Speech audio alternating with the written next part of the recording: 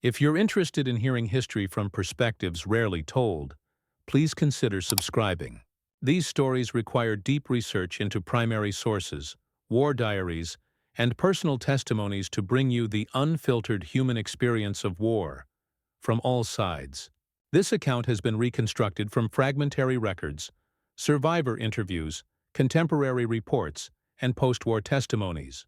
It is inspired by the real choices made by officers on the Eastern Front in 1944–45, and by the documented actions of commanders who, in the final months of the Reich, found themselves facing an impossible question: obey orders to the bitter end, or break them to spare the lives of the helpless. What follows is the reconstructed story of one such officer, a Wehrmacht colonel whose decision to surrender a city was both an act of treason in the eyes of his superiors and, to many survivors, the only salvation left. This is the story of the officer who surrendered a city to save civilians. Winter held the plain like a pressed hand. Snow lay thin and greasy across the cobbles. It collapsed into mud when anyone dared to walk. The city, its name in most records reduced to one of many ruined places on the Eastern Front, sat inland from the Danube, a provincial capital whose history in peacetime had been domestic, slow, measured. By late 1944, the city had become something stranger, a stage for orders, rumors, bureaucratic cruelty, and the first small, private rebellions of conscience. He was 46 when the front folded toward him. Born in a provincial town to a school-teacher mother and a clerk father, he had been raised on the soft, practical conservatism of the German middle class. School reports called him precise.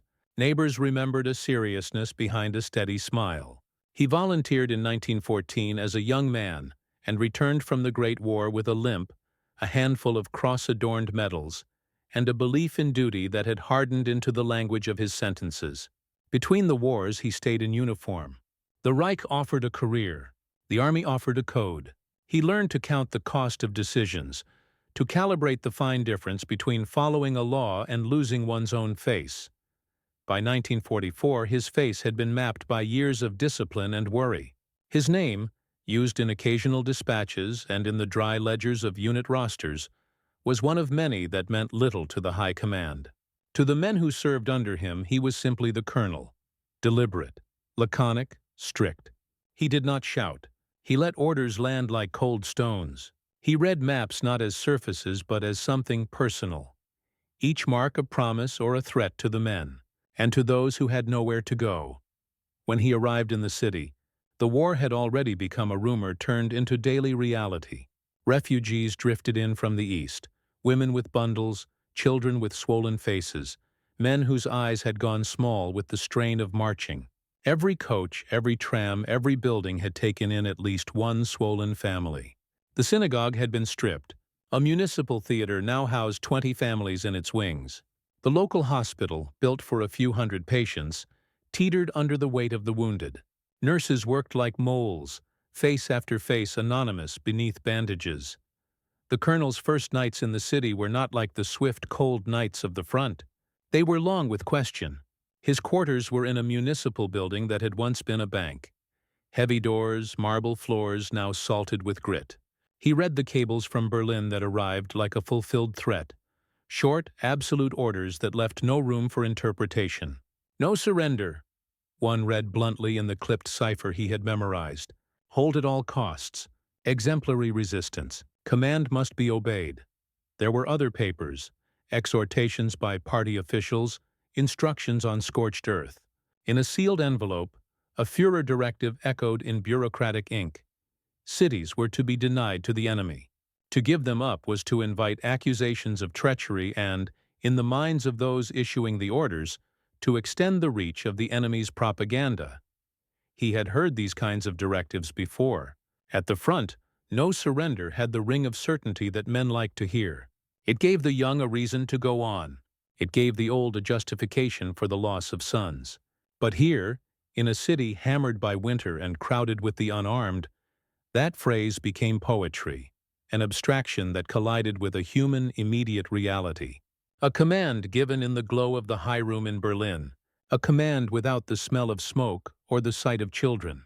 could become monstrous when applied to a narrow street lined with tenement buildings. The first report that troubled him did not come from the front lines. It arrived in fragments from a municipal clerk who carried news in his hands like contraband. The railway to the east lay choked with artillery damage. The supply columns were cut. The Red Army patrols had brushed outposts beyond the suburbs and were probing toward bridges. Worse, more particular, was the letter from a local priest he had met within the first days. "If this city is surrounded," the priest had written in trembling German, "the elderly will starve. The hospital holds twice the wounded. Mothers shelter children but have no bread." The colonel read the priest's handwriting until his eyes blurred. He pushed the papers away and walked the streets. He wanted to see what his orders would actually mean in human terms. Outside the hospital, a young mother warmed a tin can over a toothless little heater and pressed a thin slice of a blackened roll into her child's fist. In a courtyard, a rearguard contingent of police had mounted an improvised barricade. They were men who had once worked in municipal offices and whose uniforms now fit loosely over meager chests. A boy no older than 13 sold cigarettes from a cardboard tray and asked the colonel, with blunt curiosity that bitterly surprised him, whether his father would come home. There were windows where faces watched his passing with a desperate and immediate hope. Perhaps the uniform meant protection. Perhaps the uniform meant a word. That word, what to say and what to do, sat like an ember inside him. There was a practical order to consider. The city had strategic points, bridges, industrial plants, road hubs, that the High Command believed should be denied to the Soviets. To hold them meant artillery positions, crushed infrastructure, and perhaps the quick destruction of the civilian population in the crossfire. To surrender was to invite scorn and the charge of desertion. He had been taught that the state's need outweighed the individual's claims. He had taken an oath. Yet oaths are written in human skin. He had watched a young lieutenant weep in private over a civilian family killed by friendly fire. He had patched a soldier's hand while the man muttered about how he had once been a baker, and now could not look at bread without thinking of the faces he could not feed. Authority reduces doubt to silence. Conscience makes demands. In the first week, his decisions were small and tentative. He reallocated fuel from a column that would be evacuated to feed the hospital's generator. He authorized a ration allowance to some civic shelters. These were administrative acts that required no public pronouncements. Paperwork filed under neutral codes, signatures beneath the rubric of sanitary necessity. Each minor exception forced him to write the reason with the exactitude of a man half expecting someone to read it over his shoulder. He drafted memoranda that read like confessions. He rationed salt, bundled blankets, and drove out with an orderly to inspect the bridgeworks that, if destroyed, would strand thousands. Rumors of reprisals and the Gestapo's watchfulness moved through the city like an undertow. Neighbors whispered about men taken in the night, about an officer who had once refused an order and been publicly humiliated in a neighboring garrison. He learned to sleep shallow, to wake to the small, stern ticking of the city's uncertain heart. And yet there were lighter breaths between the heaviness. In the municipal theater, a troupe of amateur actors, older women with lined faces that had once smiled on cafe terraces, had staged a battered, improvised play for the children billeted there. The colonel found himself slipping a coin into the hat after the curtain fell, a small and ridiculous gesture that reminded him both of his distance from the civilian world and of his responsibility toward it. The children clapped and asked for more, and for a moment the sound was like a small counterweight to the orders he had received in Berlin. History moves in grand gestures, battles, proclamations, capitulations, but it is made of many such moments. The colonel's first chapter in this city would be not of rockets and assault, but of small ethics under strain. Decisions signed in the margins, a visit to a hospital ward where an old woman gripped his sleeve and whispered thanks for a blanket, as if that small mercy were the measure of a life. His inspection of a bridge whose supports sheared under time and neglect. These were the details he carried when he read his orders aloud to his staff. The orders from Berlin that painted refusal as treason, obedience as the small, sacred root of duty. A dividing line had not yet been crossed, The front was still a rumor at the edge of town. But the winter mapped where choices would be made. He kept his eyes on the bridges and on the faces behind the thin panes. The question, whether to surrender the city to save the people in it, was not yet demanded of him in a single telegram. It was a quiet, persistent pressure, the build-up before a heavy and inevitable weight. He would have to learn, in the coming weeks, how to weigh the law of command against the law of compassion, and he would discover that the consequences for choosing compassion were not merely administrative. He paced the bank's marble halls and understood, one evening, that he had been prepared for war in the manner of his elders but not for moral dissidence. The machines of command had no space for his doubts. Yet somewhere in the small courtyards a nurse mended socks by lantern light. Somewhere a priest stood night after night beside a line of the dying. The colonel began to sense that the city itself, its churches, its hospitals, its children, had become a living ledger of accountability, that the duty of an officer could not be reduced to ciphered phrases on brittle paper without becoming something monstrous. Outside, the wind pulled at a ragged flag on a pole. The colonel watched it until dusk and felt, with a quiet and growing clarity, that the next few weeks would not ask for neat answers. They would demand a choice whose measurement would reach beyond his own life and into the lives of countless others. The war, he understood, would not be decided by his small acts alone. But in one winter town on the Eastern Front, a single officer's conscience was preparing to push back against an order written in the tone of inevitability, and to find out, perhaps, whether one man's refusal could still save people from being lost. The first shells fell before dawn. They landed in the outskirts, industrial warehouses and rail depots, where no one slept anymore. The sound rolled through the city like thunder with purpose. Windows trembled. Dogs went silent. The colonel stood at his window watching the horizon flash in brief, unnatural daylight. It was the Red Army's artillery, methodical, patient, almost mathematical. The siege had begun. By morning, telephone lines to the neighboring garrisons had fallen silent. Only the army field sets still crackled with clipped, frantic reports. Soviet armor sighted on the eastern road, batteries setting up along the riverbank, refugees streaming through the northern gate. The colonel marked the coordinates on his wall map with a pencil whose lead broke under his grip. Each mark was not just a tactical update, it was a new boundary of fear. Inside the city, order began to fray.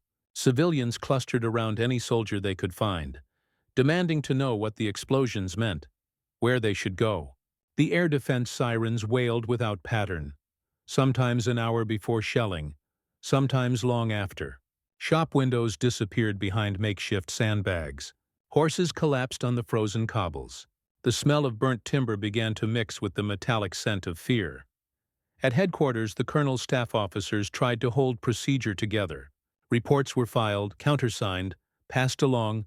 Orders came from the army group to prepare the city for Festung status, a fortress to be held at all costs.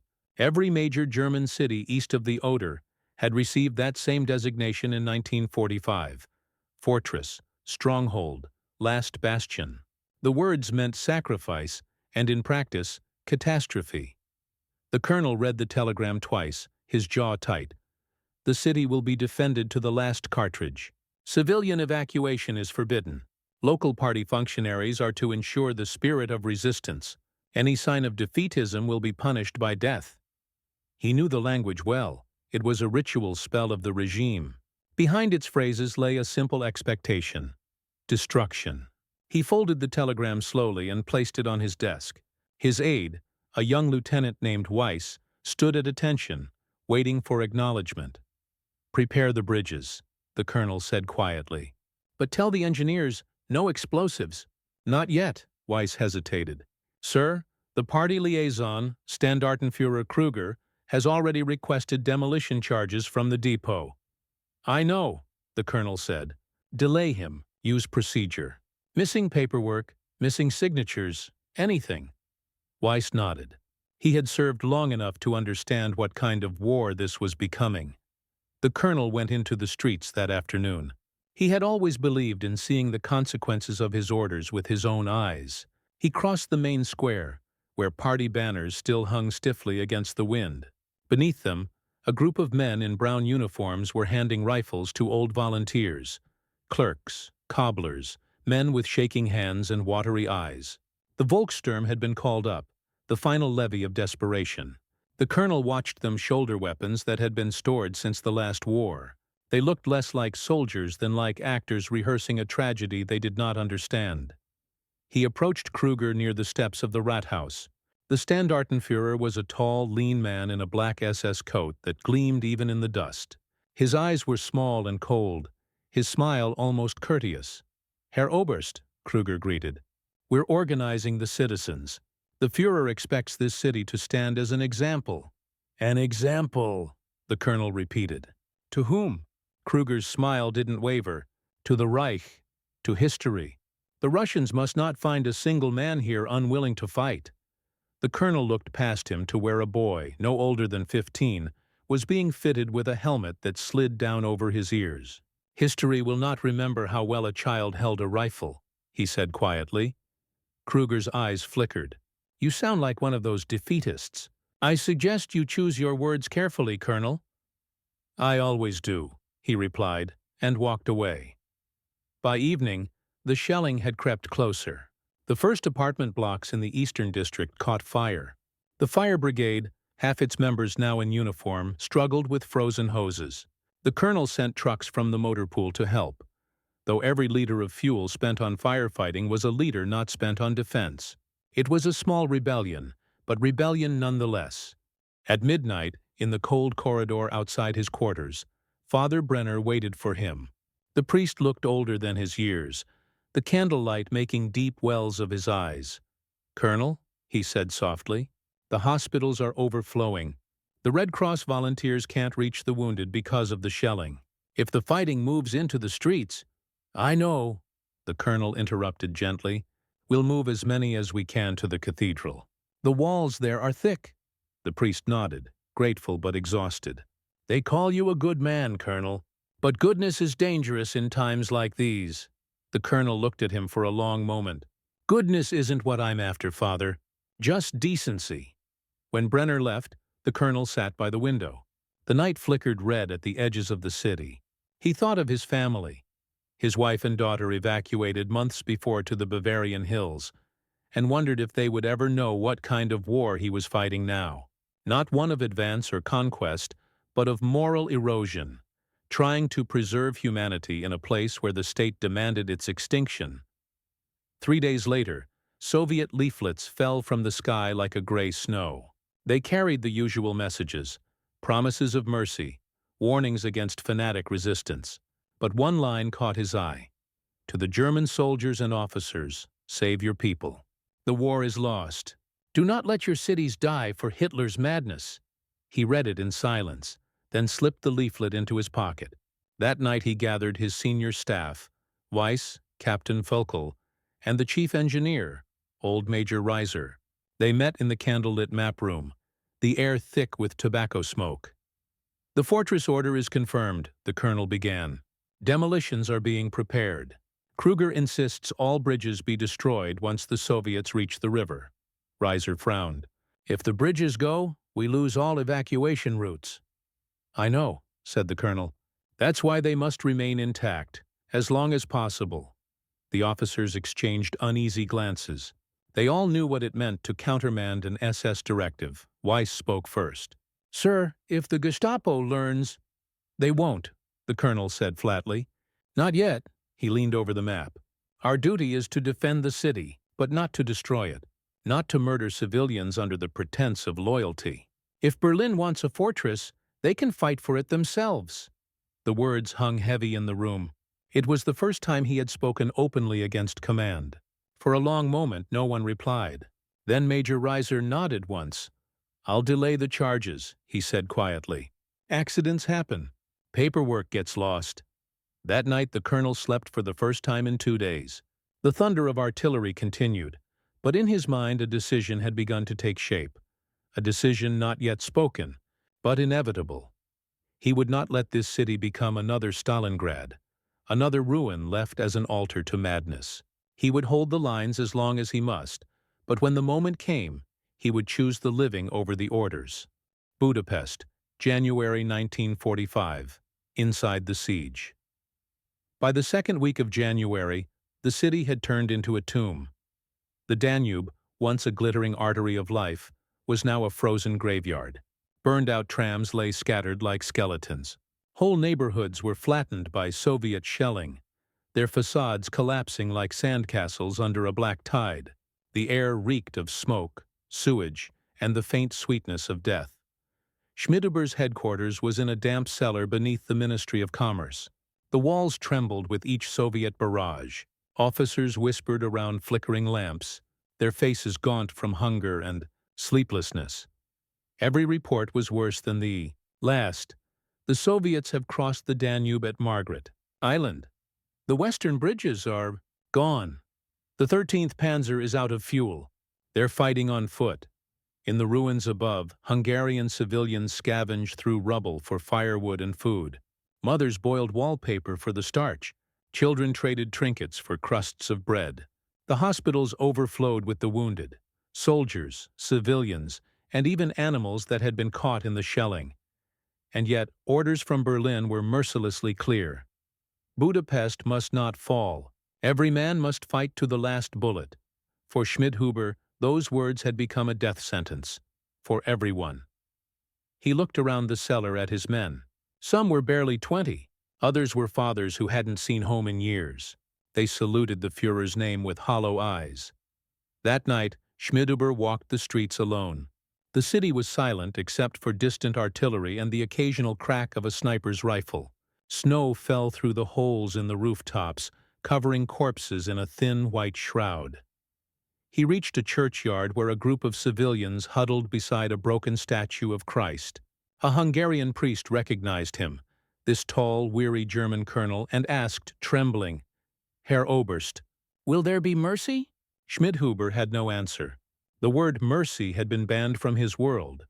But then, from the church doors came the faint sound of a violin, an old man playing for the dead.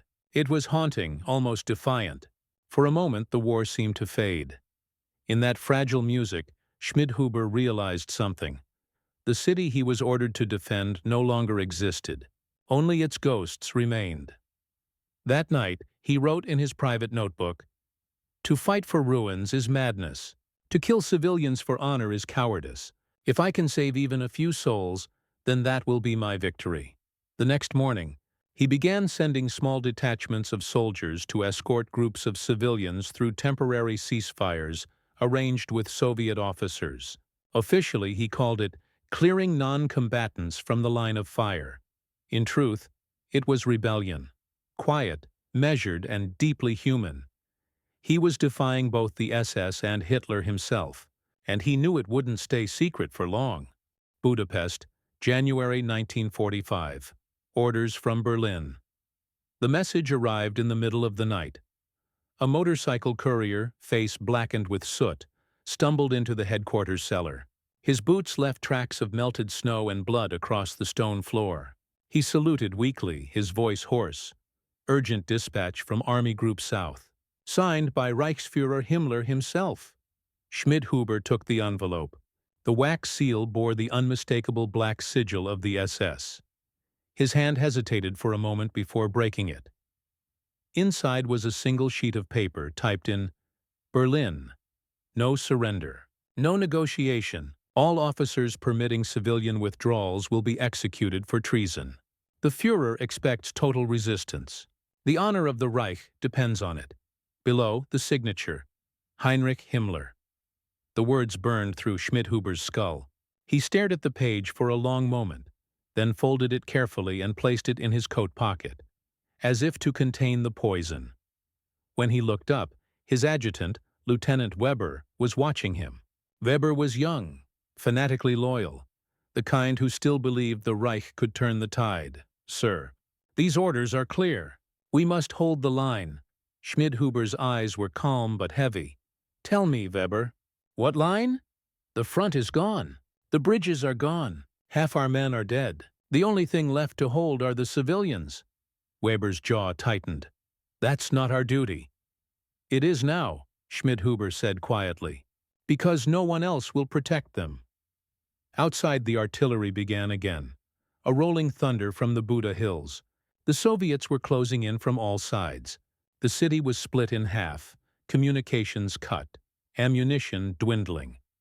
The next morning, SS officers from the Waffen-SS Florian Geyer division arrived at Schmidhuber's post. They wore black uniforms streaked with grime and arrogance. Their leader, a brutal man named Major Dietrich Wolf, handed Schmidhuber a sealed notice. "Berlin has been informed," Wolf said coldly. "Any officer disobeying the Führer's directive will be treated as a traitor to the Reich. Do I make myself clear?" Schmidhuber didn't respond. He could feel every man in the room watching. Wolf smirked, leaning closer. "I've heard rumors, Colonel, that you've been letting civilians escape through Soviet lines. You think the Führer won't find out?" "I think," Schmidhuber replied slowly, "the Führer is not here." The silence was absolute. For a heartbeat, even the shells outside seemed to stop. Then Wolf's hand went to his pistol. But Schmidhuber didn't flinch. He simply looked at him, steady and unblinking, until the SS major finally lowered the weapon with a sneer. "You're finished, Colonel," Wolf hissed. "When this is over, you'll hang." "Perhaps," Schmidhuber said. "But not today." That night Schmidhuber gathered his staff. He ordered all civilian refugees under German protection to be moved toward the Parliament district, where he'd quietly negotiated a corridor with a Soviet officer named Colonel Ivan Gubarev, a man who'd lost his own family to the war. It was an act punishable by death, but for the first time Schmidhuber felt clarity, a grim kind of peace. He no longer fought for Hitler. He fought for decency in a world that had forgotten what the word meant. As the city burned, a new kind of courage began to flicker in the ruins. It wasn't the courage of soldiers obeying orders. It was the courage of one man who dared to defy the devil's command. Budapest, February 1945. Between two fires. The snow in Budapest had turned black. Each flake that fell was mixed with soot, ash, and the dust of pulverized stone. By February, the city had become a frozen graveyard. No front, no rear, just pockets of resistance clinging to the ruins. Colonel Karl-Heinz Schmidhuber moved through the night like a ghost. His greatcoat was torn, his boots wrapped in rags, but his mind remained sharp, clearer now than it had ever been. He had made his decision. If saving civilians meant defying Hitler, then he would bear that sin. The plan began in whispers. His interpreter, Corporal Müller, had once served in Russia and still spoke the language fluently. Through him, Schmidhuber sent a message across the shattered front to the Soviets. It was addressed to Colonel Ivan Gubarev of the 297th Rifle Division, a man known for his grim honor. The message was short, written on a scrap of map paper. "I command what remains of the German 13th District garrison. I request permission for the evacuation of wounded civilians under the flag of truce. No combatants, no deception, only mercy. Oh, Oberst Karl-Heinz Schmidhuber." The answer came 2 days later. A Red Army scout appeared under a white cloth, trembling in the cold. He carried a return note, marked by Gubarev's own signature. "For the innocent, I will hold my fire. But if you lie, we will burn your city to the ground." And so, an unthinkable alliance began. At dawn on February 7th, Schmidhuber quietly withdrew his patrols from the Danube embankment. Under cover of darkness, small groups of civilians began crossing through a narrow zone between the German and Soviet lines. Old women with frozen hands, mothers with infants wrapped in curtains. The wounded carried on makeshift sleds. Every few hours, the Soviets fired flares, red for safe, green for danger. Each flare painted the city in haunting color. It was not heroism. It was defiance. Quiet, deliberate defiance against a machine that had devoured its own soul. Schmidhuber stood watch from the ruins of a burned-out tram depot. His binoculars shook in his hands as he watched the first 100 civilians disappear into the mist beyond the river. Lieutenant Weber approached him. "Sir, if Berlin finds out—" "Berlin is gone," Schmidhuber cut him off. "Look around you. This is the Reich now. Mud, fire, and children freezing in cellars. Do you still think the Führer cares about them? Weber didn't answer. He just stared at the crossing. Each night, more civilians slipped through the corridor. Hundreds became thousands. But word of the Schmidhuber passage spread quickly. And soon, the SS found out. Major Wolf returned on the 10th, his face pale with fury. He stormed into headquarters, slamming a folder on the desk. "What is this?" he roared. "I have reports of unauthorized truces, German soldiers guarding civilians instead of fighting." "You've disgraced the uniform." Schmidhuber rose slowly, his eyes calm. "If honor means obeying madness," he said, "then perhaps it deserves disgrace." Wolf's hand twitched toward his pistol. But this time, Schmidhuber didn't reach for his weapon. He simply stepped forward and said quietly, "Shoot me if you must. But when they hang us both after this war, remember which of us tried to save lives." Wolf froze. His mouth opened, but no words came out. For the first time, the black uniformed officer looked unsure. Small, even, before turning and leaving without a word. That night, under the faint glow of distant fires, Schmidhuber met Gubarev face to face in the ruins near Margaret Bridge. They spoke through interpreters, their words short, direct. "You risk execution," Gubarev said. "So do you," Schmidhuber replied. "Why?" "Because someone must remember we were human." The two men shook hands, a German and a Russian, amid the rubble of a city dying in winter. By the end of February, more than 5,000 civilians had escaped through the Schmidhuber corridor. The war raged on. Budapest would fall within weeks. But that narrow path between two enemies remained a flicker of sanity in a world gone mad. In his war diary, Schmidhuber wrote that night, "There are no victors left in this war, only the living and the dead. Tonight I chose to be among the living." Budapest, February 1945. The noose tightens. By mid-February, the fall of Budapest was inevitable. The Red Army had stormed across the Danube bridges, cutting the German and Hungarian defenders into isolated pockets. Ammunition was nearly gone, food long vanished, and the last surviving horses had been eaten weeks ago. Inside the half-destroyed headquarters on WWII Street, Colonel Karl-Heinz Schmidhuber waited for the end. But it wasn't the Soviets he feared. It was Berlin. The order came through on a flickering radio set, barely clinging to life. To Colonel Schmidhuber, immediate summons to the SS tribunal, accused of collaboration, unauthorized truce, and treason against the Führer. You are to be arrested and delivered for execution. He read the message twice, then folded it in silence. The faint hum of the broken transmitter filled the room. Lieutenant Weber stood nearby, pale and speechless.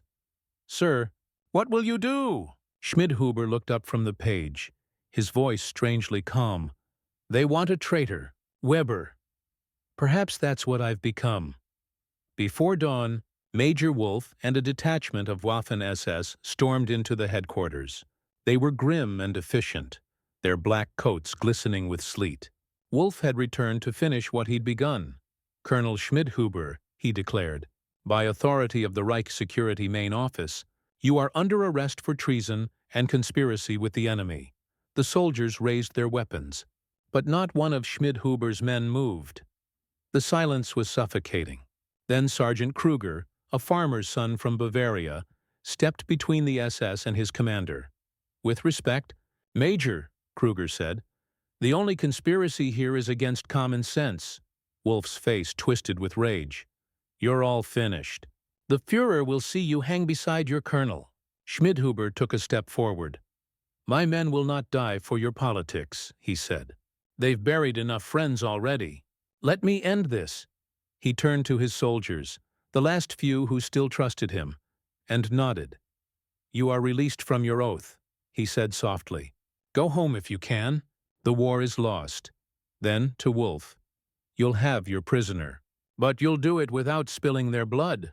Wolf smiled thinly. "As you wish, Colonel. But Berlin will not be merciful." Schmidhuber allowed himself to be bound and led away. Outside, the city was burning. the orange glow of fires reflecting off the Danube like molten steel. He was taken to the cellar of a government building still under SS control. The walls were damp, the air heavy with the smell of fuel and fear. For 3 days he was interrogated. They beat him, demanded names, accused him of sabotage and cowardice. But Schmidhuber said little. When asked why he defied orders, he gave the same answer each time. Because Hitler is not God, and I will not kill civilians to prove his divinity. The SS officer conducting the interrogation, a younger man, nervous and desperate, finally whispered, "You're already dead, Colonel. Why not ask for mercy?" Schmidhuber looked at him with eyes hollow yet alive. Because mercy is what this war forgot. By the third night, as Soviet shells began to fall closer to the heart of the city, the guards fled their posts. An explosion nearby shattered the cellar wall, filling the air with dust. Through the chaos, one of Schmidhuber's own men, Kruger, appeared, bleeding from the shoulder. "Sir," he gasped, "the Russians are here. We're pulling back to the Parliament ruins. We can get you out." But Schmidhuber shook his head. "No. Too many have died for me already. Go. Finish what we started. Lead them through the corridor." Kruger hesitated, tears streaming down his dirt-caked face. "You'll hang if they find you." "Better to hang for saving lives," Schmidhuber said quietly, "than live for destroying them." He pressed his iron cross into Kruger's hand, a medal that meant nothing now. "Take it. Tell them. Not all of us forgot who we were." Moments later, Kruger vanished into the night. When the Soviets stormed the cellar 2 days later, they found Schmidhuber still there, battered, pale, but alive. He did not resist arrest. He simply stood, saluted, and said in broken Russian, "The war is finished. My men are gone. The civilians, safe I hope." Colonel Ivan Gubarev recognized him immediately. He ordered that Schmidhuber not be harmed. In his post-war report, Gubarev wrote one line about that night. The German colonel surrendered his city not out of weakness, but because he remembered he was human. Budapest, March 1945. Between justice and vengeance. When the guns fell silent over Budapest, the air still trembled with echoes of war. The Red Army had taken the city at last. Streets once lined with proud architecture were now reduced to husks. Facades with no souls, windows like hollow eyes. Among the rubble, the last prisoners of the Wehrmacht were rounded up.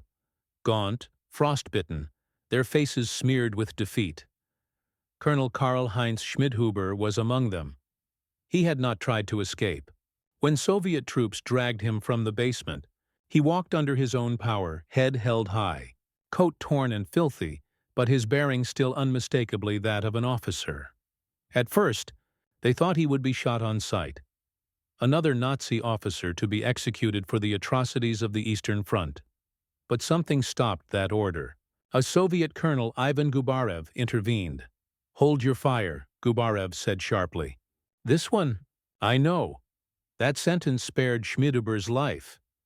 He was taken not to a wall, but to a cell, a small cold room inside the Hungarian Parliament building, now a Soviet command post. For days he sat in silence while the Red Army compiled its lists. Names of officers to be tried, punished, or shot. When the tribunal convened, it was held in what had once been a courtroom. The floor was cracked by shell fire, and a broken chandelier dangled above the Soviet flags hastily nailed to the walls. The air smelled of damp stone, paper, and gasoline. Schmidhuber stood before the judges in his tattered field uniform. His face was pale but steady, his eyes reflecting something beyond fear. Resignation, perhaps, or peace. The charges were read aloud in Russian, then translated. Karl-Heinz Schmidhuber, colonel of the German Wehrmacht, accused of war crimes against civilians in occupied territories, aiding the SS in deportations, and participation in the destruction of Budapest. He did not speak until the end. Then he lifted his head. "I have committed no crimes against civilians," he said in calm, accented Russian. "I fought to protect them, even against my own orders. There are survivors who can speak to this, the room murmured. One of the Soviet judges, an old political commissar with iron-gray hair, scowled. You expect us to believe a German officer protected civilians? You all said that at Nuremberg. But before the translator could respond, the doors opened. A woman stepped forward, her face thin, eyes rimmed with exhaustion. She carried a torn letter in her hands. Her name was Ilona Kovac, a schoolteacher from Pest. He speaks the truth, she said. He saved us. Hundreds of us. She told them how Schmidhuber had opened the secret corridor, how his soldiers had guarded civilians instead of executing them, how he had sent food and blankets from army stores meant for his own men. Others followed. A priest, a nurse, even a young Soviet POW who had escaped execution thanks to Schmidhuber's orders months earlier. Each spoke quietly, trembling but with conviction. When the witnesses finished, the courtroom fell silent. Colonel Gubarev himself rose from the bench. I confirm this, he said firmly. This man violated his own command to prevent further bloodshed. He surrendered to me when he could have fled. In war, there are few men who remember mercy. He was one. The senior judge, the commissar, glared at him. He is still the enemy. Then let history decide what kind of enemy he was, Gubarev replied. The tribunal adjourned for deliberation. Hours passed. The snow outside melted into dark rivulets, streaking the bullet-scarred windows. When they returned, the verdict was brief. Colonel Karl-Heinz Schmidhuber. The tribunal recognizes acts of humanity performed during wartime. You will not be executed. You will remain in custody until repatriation. Sentence, 15 years imprisonment. The words echoed across the ruined hall. It was mercy, rare, almost impossible, but it came with a cruel truth. Few who entered the Soviet prison system ever came home. As guards led him away, Schmidhuber turned once to Gubarev. You've spared my life, he said quietly. But tell me, did we win anything? Gubarev's eyes softened. No one wins a war like this, Colonel. But some men lose their souls slower than others. And with that they parted. One to freedom, the other to the shadows of captivity. Schmidhuber never saw Budapest again. But years later, the civilians he saved would still whisper his name. Not as a hero, not as a savior, but as a man who remembered what it meant to be human when everything else was gone. Salzburg, Austria, 1950s, the war after the war. The war was long over, but its ghosts still lingered in Europe's ruins. By the early 1950s, the continent had begun to rebuild, cities rising from ashes, nations redefining what it meant to be civilized. But for those who had lived through the fire, time did not heal. It merely softened the pain into silence. Colonel Karl-Heinz Schmidhuber was one of those silences. After 10 years in Soviet captivity, first in Lubyanka, then in a labor camp near Vorkuta, he was released in a prisoner exchange between the USSR and Austria. He returned to a homeland unrecognizable. The Reich was gone, its banners burned, its cities divided by occupation zones. In Salzburg, he lived under his full name, but no one recognized him. He rented a single room above a carpenter's workshop, surviving on a small pension, keeping mostly to himself. The man who once commanded thousands now rose before dawn to feed pigeons by the river Salzach and spent his afternoons repairing broken furniture for neighbors who didn't know his past. Sometimes, children would gather by his window as he worked. They thought he was just an old soldier, quiet, polite, perhaps a little sad. He never spoke of the war. But one day a letter arrived. It was postmarked from Budapest. Inside was a single sheet, handwritten in Hungarian and translated by a local pastor. It read, "To Colonel Schmidhuber, I do not know if you are alive, but if you are, please know that my son, who was born in the cellar you protected, now teaches history. We tell him that not all uniforms hid monsters. Some hid men who remembered what mercy was." Ilona Kovac. He read the letter again and again, until the paper grew thin from his hands. For the first time in years, he wept. After that day, he began writing in an old notebook, not a diary.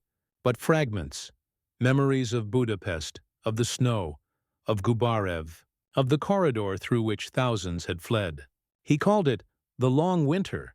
When he died in 1957, the notebook was found on his bedside table beside a faded iron cross and a rosary.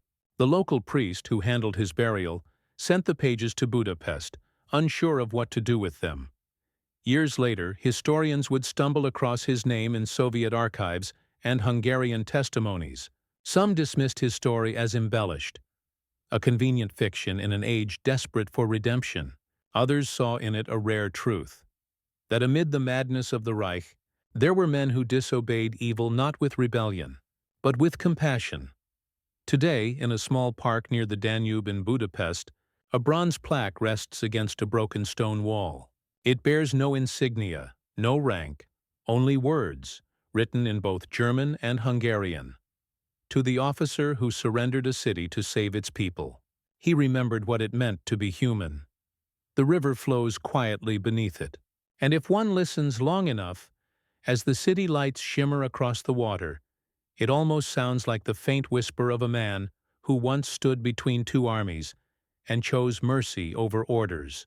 The war ended long ago, but his defiance endures, silent, uncelebrated, yet alive in every act of mercy that refuses to die.